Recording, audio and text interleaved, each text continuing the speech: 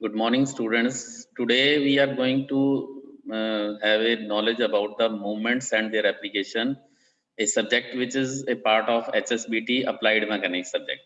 Applied Mechanics first year का subject है जिसमें मूवमेंट्स एंड देयर एप्लीकेशंस बताए जाते हैं. नाउ यहाँ पे आप देखिए टाइटल स्क्रीन के ऊपर ही दो तरह के हम देख रहे हैं कि कुछ मूवमेंट्स हो रहे हैं. There is one heavy boy sitting on the right side, person A and person B on the left side. दूसरी साइड की फोटो में भी देखिए इस तरह से एक साइड से एफर्ट है, एक फिंगर से ही एक हैवी लोड उठाया जा रहा है. तो इससे थोड़ा सा आपको कंसेप्ट मूवमेंट का क्लियर हो जाता है. तो हम मोमेंट को डिफाइन करें पहले. The moment of a force is equal to the product and of the force and the perpendicular distance of the point about which moment is required and the line of action of the force. अगर देखें तो moment of force क्या है? The force and the perpendicular distance. जैसे यहाँ पे 1000 Newton दिखाया जा रहा है पर्सन ए का और 1 मीटर है, तो 1 मीटर प्लस 1 मीटर उसका परपेंडिकुलर डिस्टेंस है और 1000 न्यूटन उसका फोर्स है. तो मैं रिपीट करता हूँ, the moment of force is equal to the product of the force and the perpendicular distance. So m is equal to p into L.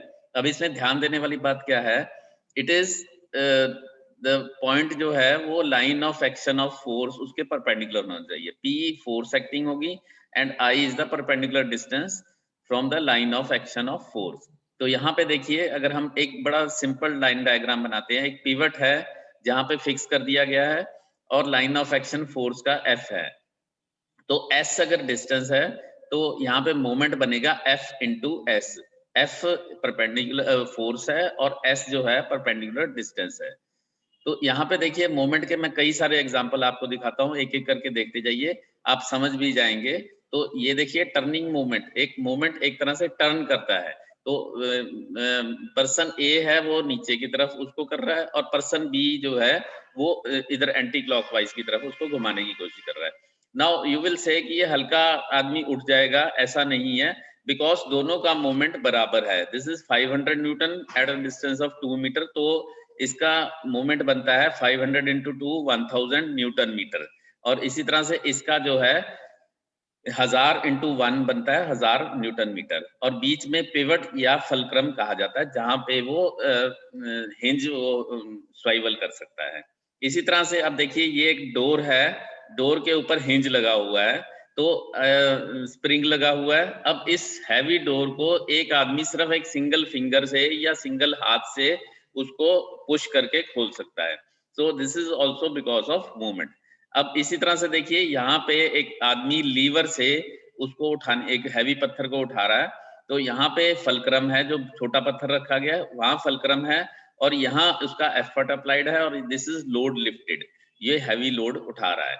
इसी तरह से कैंची जब हम चलाते हैं तो इसका बीच में फलक्रम होता है. यहाँ पे जो ये रेड वाला दिख रहा है, यहाँ पे फोर्स लगाया जाता है, एफर्ट जिसको कहा जाता है, और फोर्स जो प्रोड्यूस होता है वो दूसरी साइड में चलता है. इसी तरह से यहाँ पे देखेंगे आप क्रेन या कुछ लिफ्टिंग एलिमेंट होते हैं, तो बड़ा हैवी लोड जैसे 25 किलो न्यूटन उठाया गया है और यहाँ पे एक छोटी सी जो है एक आर्म की वेट है वो 15 किलो न्यूटन है. वो दो और इधर एक थिक केबल है, तो थिक केबल से आप देखिए कि एक लीवर का काम हो रहा है, ये ऊपर की तरफ जा रहा है एंटी क्लॉकवाइज और ये दूसरी साइड में जा रहा है. इसी तरह एक और एग्जांपल, हम स्पैनर को जब खोलते हैं तो नट को अगर हम खोलने की कोशिश करते हैं तो हाथ से खोलने में मुश्किल होती है, लेकिन जब स्पैनर करते हैं तो हमारा डिस्टेंस जो है बढ़ जाता है. दिस रेड लाइन से आपको डिस्टेंस दिख रहा है परपेंडिकुलर, और फोर्स हम अप्लाई करते हैं तो फोर्स इनटू डिस्टेंस जो होता है T is equal to torque, या उसको मोमेंट भी हम कह सकते हैं. इसी तरह ब्रेक जब अप्लाई करते हैं तो आप देखते हैं कि हम ब्रेक इस तरह से करते हैं, तो ब्रेक एक लीवरेज फलक्रम के ऊपर उसको हम चलाते हैं. फिर एक देखिए एक छोटी सी ट्रॉली होती है, तो यहाँ पे थोड़ा सा लीवर हमारा फर्क हो जाता है कि फलक्रम हमारा आगे की तरफ होता है, बीच में लोड होता है और एफर्ट हम पीछे की तरफ लगाते हैं. तो अलग अलग तरह के भी इसके लीवर हो सकते हैं. इसमें देखिए फलक्रम बीच में नहीं है, फलक्रम आगे की तरफ है इसमें. तो इसी तरह स्टेपलर में भी हम काम करते हैं, या डोर का ओपनिंग हैंडल है वो भी इस तरह से करते हैं, या फिर ये नट क्रैकर है. नट क्रैकर में देखिए एक साइड में लोड अप्लाई किया जाएगा, दूसरी साइड में लोड लगाया जाएगा और यहाँ पे बीच में आपका फलक्रम, ये वाला फलक्रम है आपका।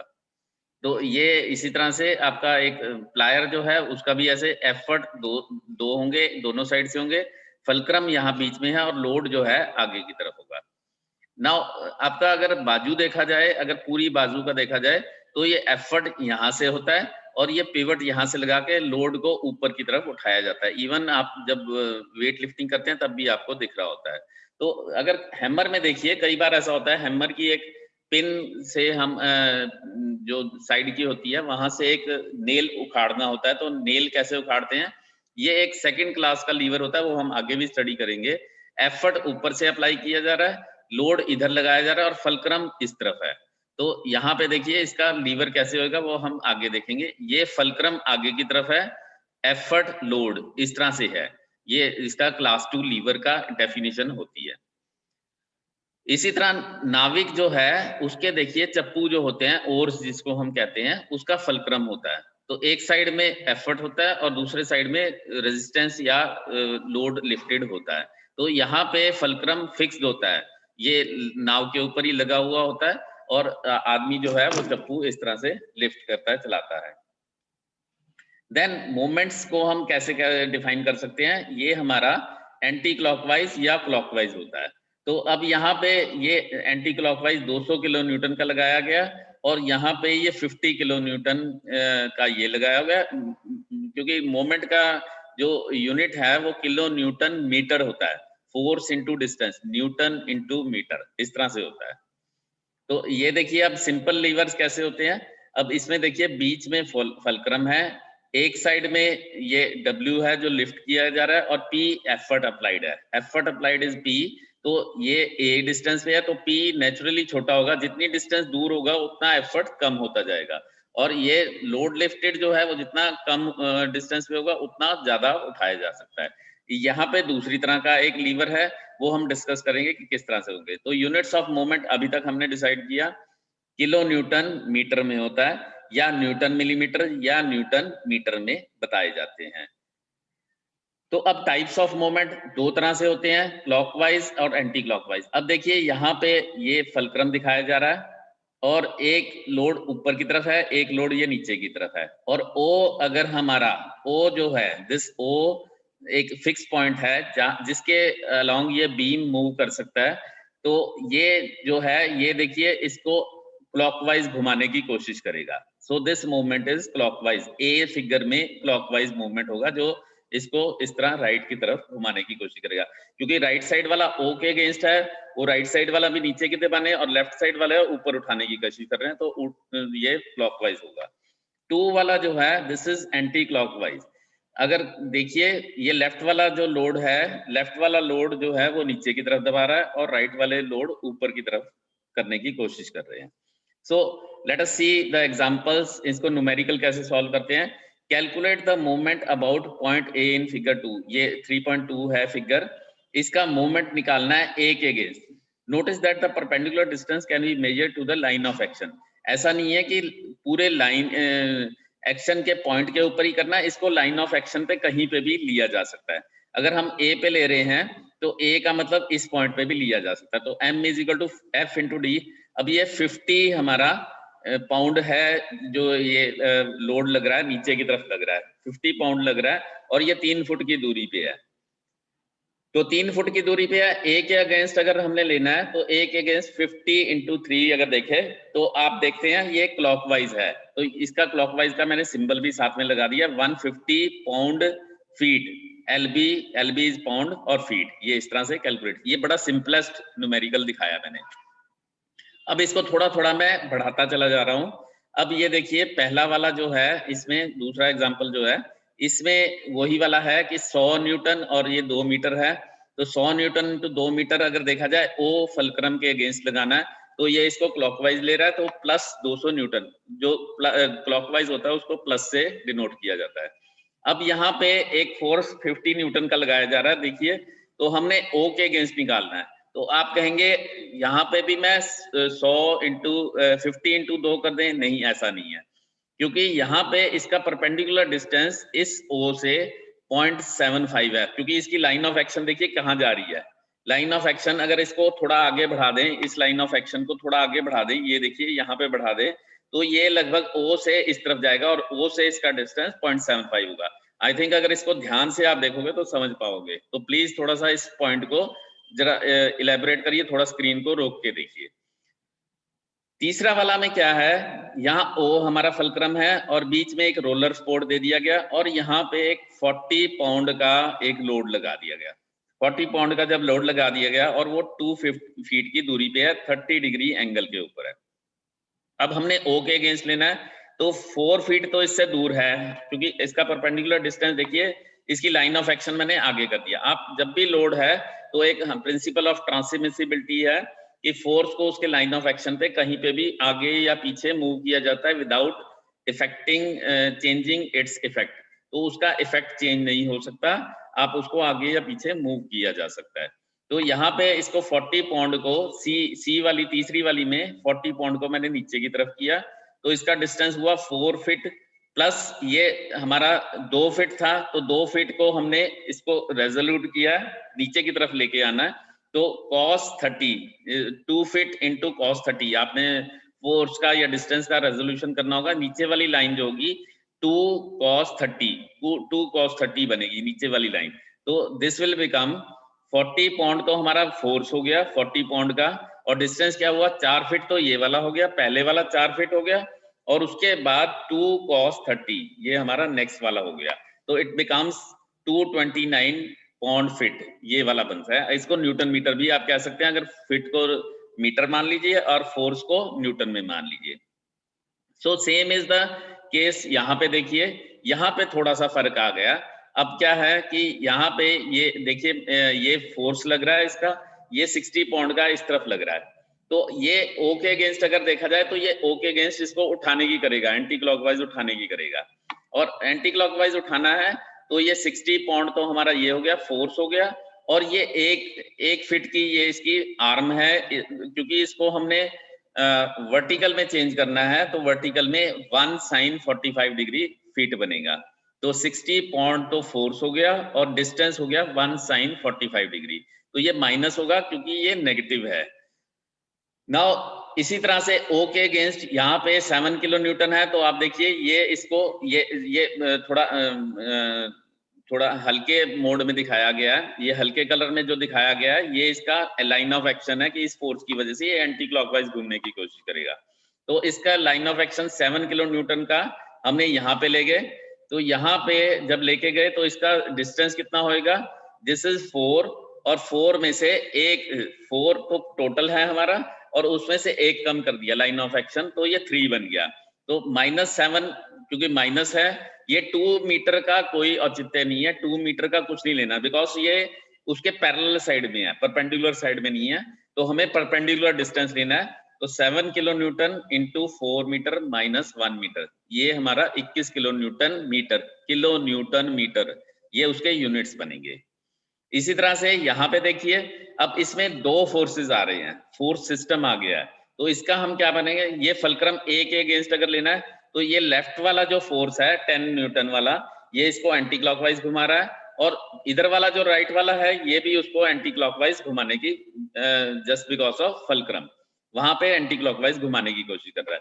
सो पहला वाले का इफेक्ट में अगर मैं देखूं तो 10 newton into 4, 10 newton into 4 distance, तो 10 इंटू 4 40 बन गया, लेकिन ये एंटी क्लॉकवाइज है तो माइनस बनेगा।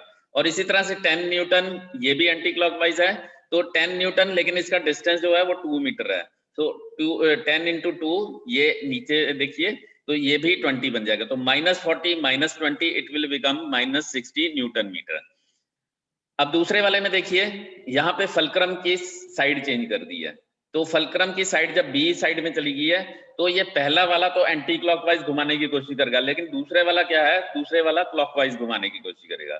तो इनको दोनों को हमने अलग अलग तरह से डिफरेंशिएट करना है। तो यहाँ पे हमारा 10 newton into 11, 10 newton into 11 metre हो गया, और दूसरा वाला जो है यहाँ पे माइनस लिख दिया, ये माइनस नहीं है प्लस होगा, तो ये this will be 10 newton plus 5 metre, ये इस तरफ क्लॉकवाइज चलने की कोशिश करेगा, तो इट विल बिकम प्लस, तो -60 न्यूटन मीटर इस तरह से होगा। सो दैट मीन्स अगर हम एक डिस्टेंस में कहीं ना कहीं इसकी फलक्रम को चेंज कर देते हैं तो फोर्सेस का इफेक्ट जो है वो कम होने की कोशिश नहीं करता। -60 न्यूटन मीटर इधर भी था और -60 न्यूटन मीटर इधर भी होगा। अगर इसको एब्सोल्यूट में लेंगे तो ये 60 न्यूटन मीटर है और इस ये भी हमारा 60 newton metre absolute value without taking the sign. So हमने एक और इसमें चीज ध्यान दी कि principle of moment. Principle of moment क्या कहता है कि इसको sometime it is referred to as Varignon theorem, आपके सिलेबस में भी है।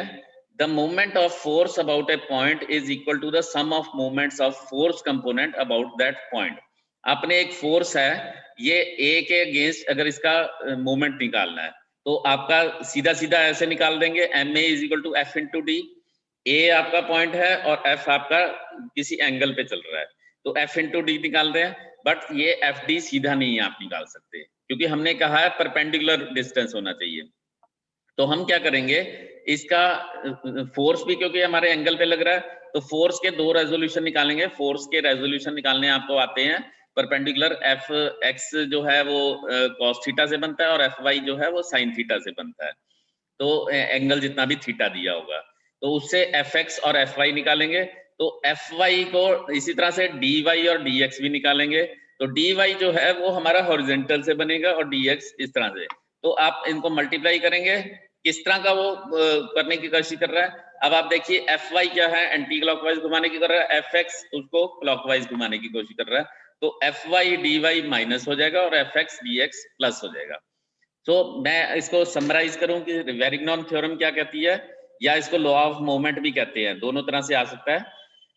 It states that if a number of coplanar forces are acting simultaneously on a particle, तो कई सारे फोर्सेस अगर लग रहे हैं एक ही प्लेन में, then the algebraic sum of moment of all forces, ये जो मैंने ब्लैक में किया इसको थोड़ा याद रखना है, the algebraic sum of moment of all forces about any point is equal to the moment of their resultant force। तो कई सारे फोर्सेस हैं, उसका मोमेंट निकालेंगे इज इक्वल टू, उनको सम कर देंगे तो वो उसके मोमेंट का रिजल्टेंट फोर्स अगर निकाल सकते हैं तो रिजल्टेंट फोर्स के मोमेंट के बराबर होगा अबाउट द सेम पॉइंट, उसी पॉइंट से लेना है। यहाँ पे देखिए कि इसको थोड़ा एक्सप्लेन भी किया जा रहा है, ये आप डायग्राम बनाएंगे अगर वेरिग्नॉन थ्योरम आपके पेपर में आती है। तो ये आपका फोर्स सिस्टम है, F1 F2 F3 F4 है। तो ये चार फोर्सेस लगे हुए हैं और इस O पॉइंट से लेना है तो आप कहेंगे इसका मोमेंट क्या होगा, F1 into R1, F2 into R2, F3 into R, F4 into R, इस तरह से करना है। तो अगर इसका रिजल्टेंट कोई है आपका तो रिजल्टेंट को F1 प्लस F2 इसका रिजल्टेंट निकाल दें तो F फोर्स अकेला एक फोर्स है तो वो F को R से मल्टीप्लाई करेंगे, वो सेम इफेक्ट देगा। इज इट क्लियर कि हम कहते हैं कि जितने फोर्सेस हैं उनका रिजल्टेंट जो है उसका मोमेंट और जो अकेला अकेला फोर्स है उनके मोमेंट्स को सम करें, उसके बराबर उसका इफेक्ट निकलता है। तो यहाँ पे देखिए इस तरह से हम इनको निकाल भी सकते हैं। जैसे यहाँ पे देखिए, यहाँ पे एक क्वेश्चन है, determine the magnitude and direction sense of the moment of force A about point A. तो इसका ए के बराबर निकालना है। तो यहाँ पे इन्होंने बताया कि ये आपका 13 डिस्टेंस है तो ये 12, 5 इस तरह से निकाला गया। तो अब ये ओ के अगेंस्ट निकालना है। तो यहाँ पे ए के अगेंस्ट जब निकालना है तो ये परपेंडिकुलर डिस्टेंस तो इसका 6 निकलेगा। परपेंडिकुलर डिस्टेंस 6 है लेकिन ये 520 को रेजोल्यूशन करना पड़ेगा, आपको इसका निकालना पड़ेगा अलग अलग पॉइंट।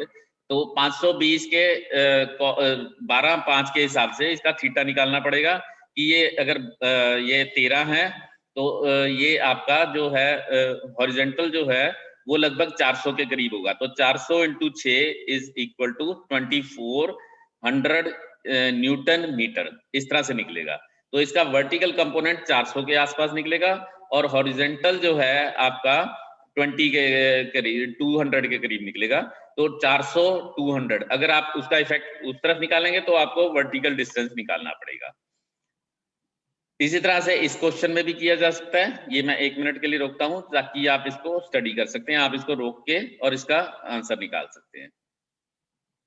देन देयर इज, यहाँ पे देखिए एक और दिया है, ये तो सिंपल है, यहाँ पे मैं इसको एक्सप्लेन करता हूँ। देखिए 15 न्यूटन है और इसका डिस्टेंस 0.8 है, तो इसका जो मोमेंट होगा ये क्लॉकवाइज होगा। 15 न्यूटन इसको घुमाने की क्लॉकवाइज कोशिश कर रहा है, और 15 न्यूटन इंटू 0.8 आपका बन जाएगा, this will become 12 newton metre.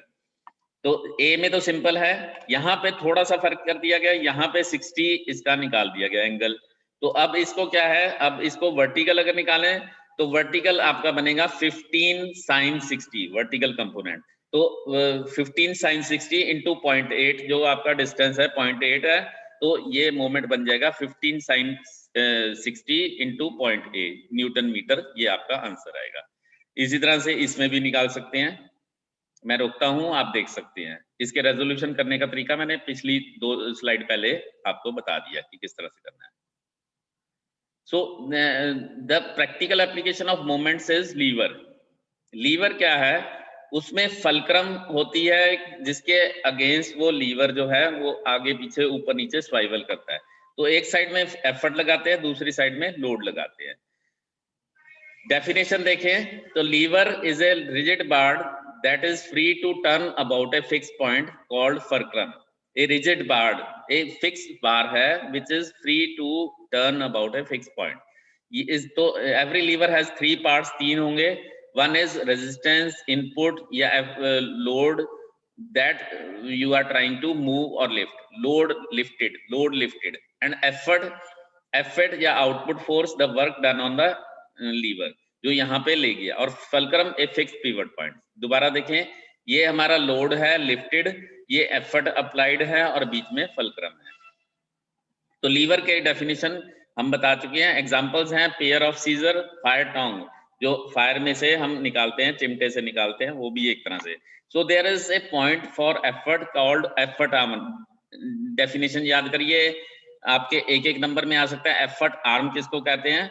There is a point for effort and another point for overcoming resistance or load, lifting load, which is known as load arm. तो effort arm और load arm की definition आपने याद करनी है। दो तरह के लीवर होते हैं, simple lever, compound lever. Simple lever में एक लोड होता है, एक ही फलक्रम होता है, और एक ही एफर्ट अप्लाइड होता है। ये सिंपल लीवर की डेफिनेशन है। वो आगे पीछे हो सकते हैं लेकिन सिंपल लीवर होते हैं। देखिए यहाँ पे क्या है, ये एक पहली वाली केस लेते हैं। P एफर्ट अप्लाइड है, W लोड लिफ्टेड है, A इसकी लेंथ है एफर्ट की, और B जो है इसकी है। तो अगर मोमेंट्स हम देखें तो एक एंटी क्लॉकवाइज है और एक दूसरा भी है, तो इनको इक्वेटिंग करना है। तो P इंटू ए, ये वाला जो लेफ्ट वाला है, P into A is equal to W into B. W जो है वो नीचे की तरफ, anti clockwise is equal to clockwise अगर ये बैलेंसिंग में है। तो P into A is equal to W by B. तो इसको हम अगर रेशो में क्रॉस मल्टीप्लिकेशन करें तो W by P is equal to A by B. That means अगर पहले वाली साइड लेफ्ट साइड को देखें तो क्या कह रही है, W by P load lifted बटे एफर्ट अप्लाइड। लोड लिफ्टेड अगर 200 का लोड लगाना है और 10 के लोड से उठाना है, 200 का लोड 10 से उठाना है, इसको मैकेनिकल एडवांटेज भी कहते हैं हम। 200 बटे 10 दैट मीन्स 20 टाइम्स लोड उठाना है। तो हमारी जो आर्म्स हैं उनका रेशो 20 टाइम्स होना चाहिए। राइट साइड में A बाई बी, A जो है वो 20 टाइम्स मल्टीप्लाई होके आना चाहिए। तो W बाई P एंड उसको हम लीवरेज कहते हैं। Mechanical advantage should be equal to the leverage. Mechanical advantage की फोर्स उतने गुना हम उठा सकते हैं अगर उसकी लीवरेज हमारे को उतनी ज्यादा मिलेगी। तो ये आप देखिए कि डिस्टेंस मूव्ड बाई 1 मीटर, तो यहाँ पे डिस्टेंस मूव्ड बाई 200 मीटर है, लोड लेकिन ज्यादा उठा सकते हैं हम। तो ये 3 क्लासेस हैं हमारे लीवर की। इसको हम थोड़ा और भी एक्सप्लेन करेंगे। यहाँ क्लास 1 है, क्लास 2 है, क्लास 3। क्लास 1 में फलक्रम सेंटर में होती है, क्लास 2 और क्लास 3 मैं आगे आपको एक्सप्लेन करता हूँ। First class lever in which fulcrum is situated in between load and effort. याद करिए LE ऐसे याद करिए। पेयर ऑफ सीजर, सीसा, ये उसके एग्जांपल है। सेकंड क्लास में क्या होता है, the load is situated in between fulcrum and effort. For example wheelbarrow, load बीच में है, फलक्रम आगे की तरफ है और लोड बीच में है। तो आपका एफर्ट और फलक्रम के बीच में आपका लोड होगा। और थर्ड क्लास में क्या है, इसको हम FL से कह सकते हैं, effort is situated between fulcrum and load. तो आप इसको स्टॉप करके याद कर सकते हैं। इसका याद करने का तरीका बताऊं, LEFEFL, LEFEFL ऐसे याद कर सकते हैं। इनके 3 टाइप ऑफ लीवर। तो ये इनके देखिए कैन खोलने का तरीका है। तो कैन खोलने में भी हम टिन को खोलना है, टीन के डब्बे को खोलना है, सीजर्स है, या हमारा व्हील बैरो जो है एक टोकरी उठाने का, वो भी तरीका है। तो ये सिंपल मशीन्स हैं, ये मैं ऑलरेडी आपको एक्सप्लेन कर दिया। तो ये कुछ ये तो थे सिंपल लीवर। अब कंपाउंड लीवर में क्या होता है कि देयर में भी many points of application of effort, कई सारे पॉइंट हो सकते हैं। लेकिन सिंपल लीवर में एक ही फलक्रम होगा, एक ही लोड होगा और एक ही एफर्ट होगा। लेकिन यहाँ पे कई सारे लोड हो सकते हैं और उनकी आर्म्स काफी सारी हो सकती हैं। जैसे देखिए यहाँ पे एक फलक्रम है, दूसरा फलक्रम है, तीसरा फलक्रम है, और लोड जो है वो यहाँ से यहाँ अप्लाई हो रहा है। तो ये कंपाउंड लीवर कहलाते हैं। ये इसके एग्जांपल्स हैं।